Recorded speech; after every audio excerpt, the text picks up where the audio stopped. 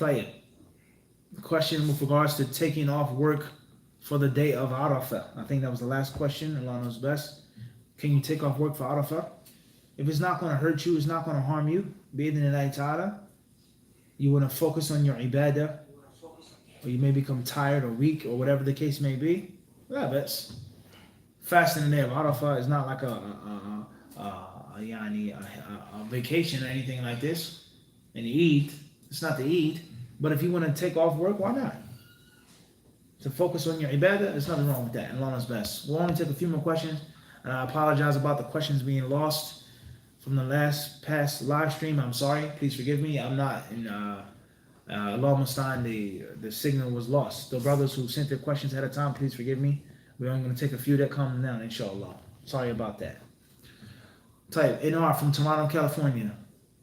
Assalamu alaikum, Mufti. May Allah keep you steadfast. Any recommendations for heart softening or inspirational books that have been translated into English? Of course. I would advise you to read the books of Ibn Qayyim and Ibn Taymiyyah. You can't lose with any of those books that have been translated. Any particular title that you would suggest? All of them. All of them. Patience and Gratitude. No doubt about that. So the library of Ibn Qayyim and Ibn Taymiyyah, you can't lose with that. The books of Ibn Rajab about the heart. There's no question about that, huh? Wallahu alam.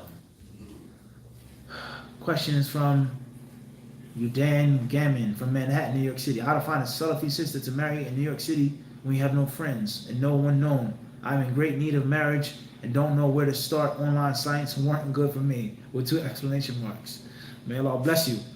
Ask Allah to allow you to marry a righteous sister upon the Sunnah. Inshallah.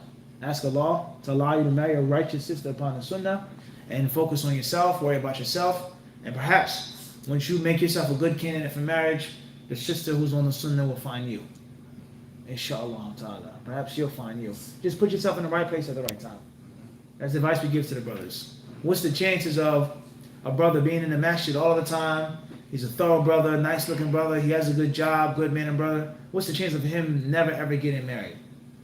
And then if the brother's too picky, or the brother has this issue or that issue, that's a different story. But just the fact that we're in the masjid all the time together. I see you, you see me. Jumu'ah class, this and that. I need a job. How long am I going to live without having a job? Honestly, how long, Reek? How long? I need a job. I have basic stuff for my family. How long is it going to take for somebody to say, yo, such and such? Or getting a wife. So oftentimes, brothers, you just got to put yourself in the right situation. And the situation will find what? It'll find you. All right? And there's many other examples and manifestations of that. A lot of how many blessings could come to you just by you being in classes or teaching classes. People bring the stuff to you. So that's my advice. And Allah knows best, and not to be too picky. Many brothers and sisters are very, very, very, very picky. Questions comes from M.A., Bronx, New York. Why don't you consider yourself African American? Well, it's not an issue of me not considering myself African American. I believe that I said it's an issue of me using that terminology. And I feel that that terminology is scientifically incorrect. And I feel that it's oftentimes derogatory. Why is a person called an African American? And of course, we have different theories of black people in the United States. There's some people who say that their ancestors came from Africa. There are those who say, rather, they are indigenous. Different theories. People have research and arguments about the Atlantic Passage and about the slave trade. It's long discussion with regards to that, historically. And it's not just a thing about the United States skeptics, but you go to West Africa and you go to the Gold Coast and many of those slave ports, and you'll talk to many of the indigenous people there, and they'll tell you there was no such thing. My ancestors, they never told the stories of thousands and millions of Africans being hauled off into chains, being put on huge, gigantic boats. They said it never existed. It never existed. Let alone the Atlantic Ocean. It was one of the roughest oceans. One of the most challenging bodies of water to cross a path, to cross beyond. And that's why they call it Pacific Ocean, the Pacific Ocean, because it's what? It's not pacifying, and it's not like the North Atlantic. What's important is we're not here to discuss this argument in detail. I'm just establishing the fact that there is khilaf, okay, when it comes to genealogy. My personal opinion, were there slaves indentured servants, people taken from the coast of Africa to Europe, to Barbados, to this country. I don't believe that that is a issue of difference of opinion. For sure, there were people that left Africa as slaves, as servants, people who had slaves themselves, the Moors, people that were traders and scientists, etc. People went from Africa to other countries. I don't deny that. But the problem is, according to that theory, is the mass deportation of Africans, in which there were millions of them over years cramped in these small, tiny wooden houses for 90 days across the Atlantic Ocean. That's one problem. All right? Problem number two is, why is a person called an African American and supposedly he's a what? Let's say what? Fourth, fifth generation? How old? How many? My grandmother or my father born in America. Grandmother born what? In America. Perhaps you met your great grandmother born what? Raised, died what? In America. And then before that, maybe 2, 3 generations as well. So how many years have your family and your genealogy been in America? How many years now? How many years? How many generations? 4, 5, 6? 5. That's a good period of time. And then we have someone whose last name is he has a German last name, or French last name, or Scottish last name, or Scandinavian last name, or French last name, and he's called what? How does that work?